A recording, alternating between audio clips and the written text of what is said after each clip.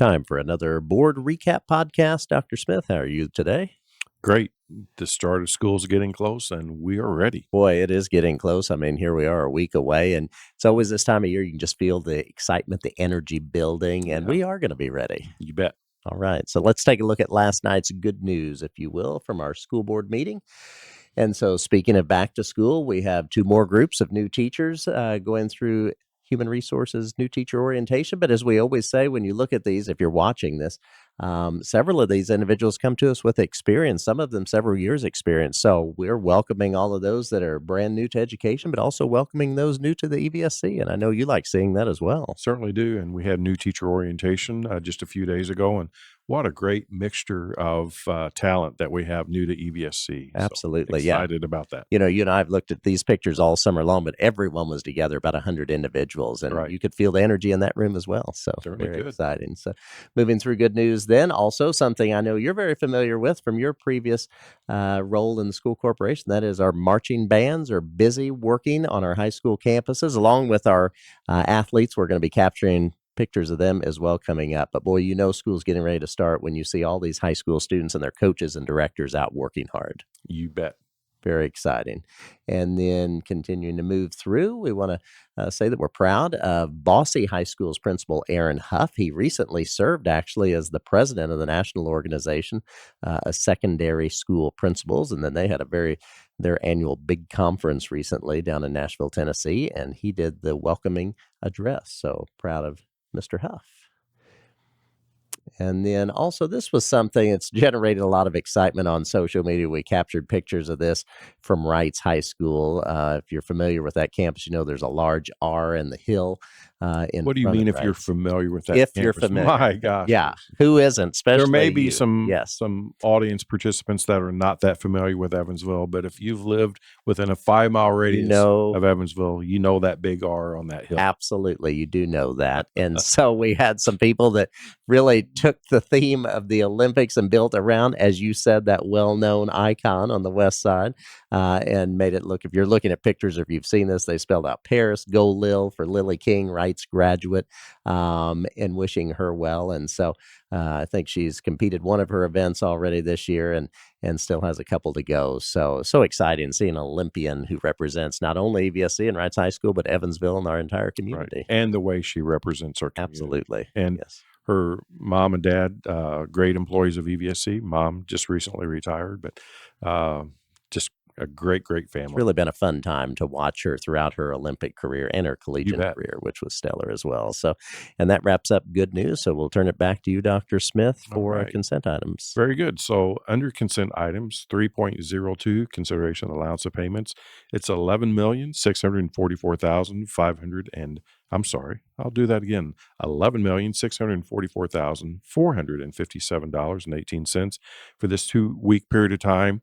A little bit larger because we did have retirement payouts for our staff that retired on June the 30th. Moving on to item 3.03, consideration to approve grant proposals. There were 3 grants this time around. All of them were competitive grants. The first one is to continue our work with STEM integration. So this is through the Indiana Department of Education $75,000 award. We hope to purchase 25 robotics kits that will be utilized in over 20 schools. Next is the 21st Century Community Learning Grants. That is through the Indiana Department of Education, but it is a federally funded program, and we've been blessed to receive many of these 21st Century grants over the years, and we hope we will be successful in this venture as well. And then finally, kind of a unique grant.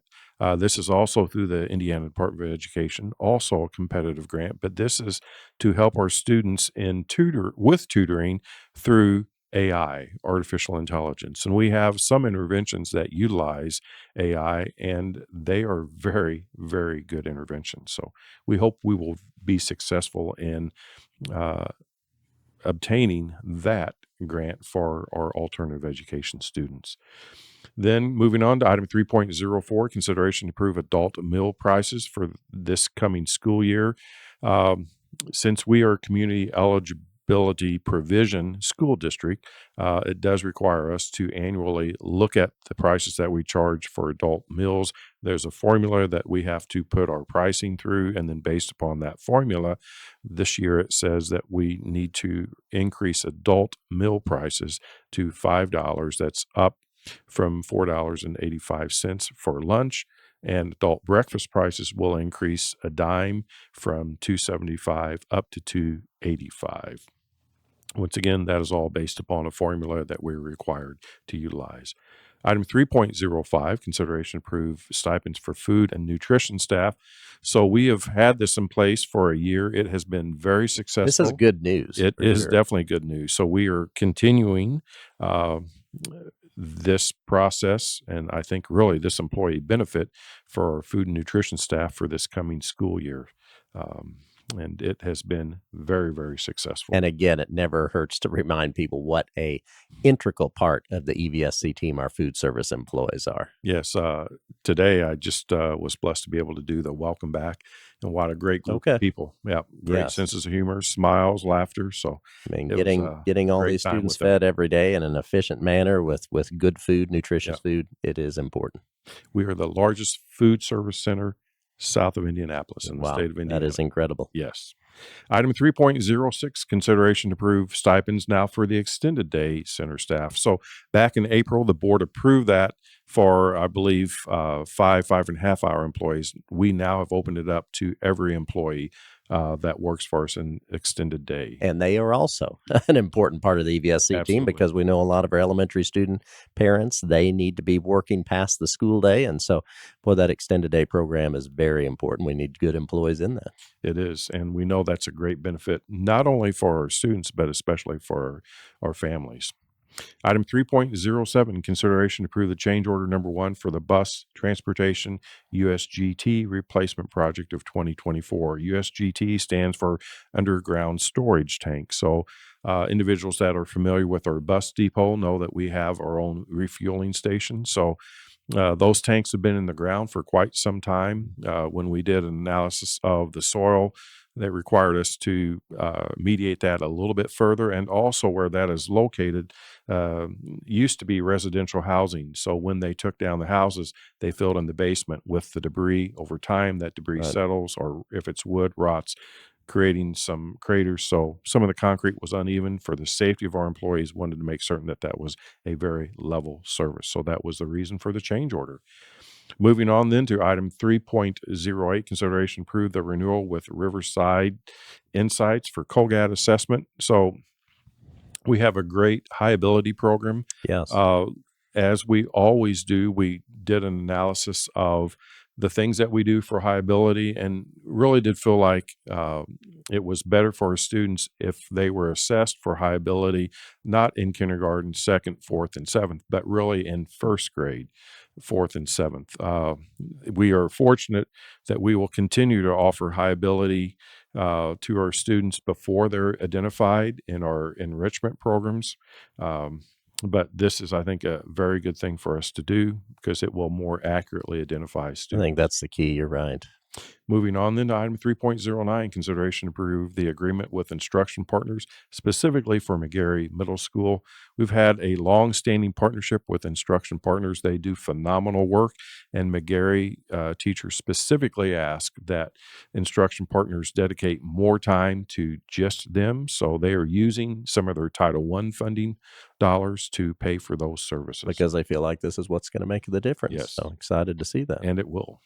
Item 310, consideration to approve the renewal agreement with Frontline Education, formerly known as Applitrack, and this is for recruiting and hiring. So we're actually returning to Applitrack. Our employees appreciated the level of service that we received, and now with the new analytics called human capital management, I think we will have even better applicability and better, not better service, but better utilization. I think our HR team feels very good about making this move. And I know in talking to several of our principals, they are very happy with this also. Good. And that takes us to consideration of personnel. Yes. So item 4.01, personnel recommendations. And as I say, you feel free to click on that file and look to see the changes that have come about for our employees.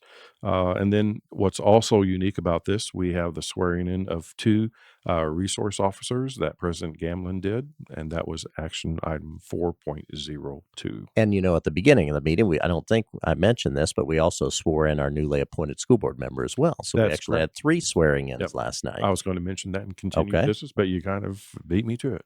But did not have any action items last night. So moving ahead then to information, and that is 6.01, consideration to award the contract for the Bosse High School boiler exhaust system improvement project of 2024.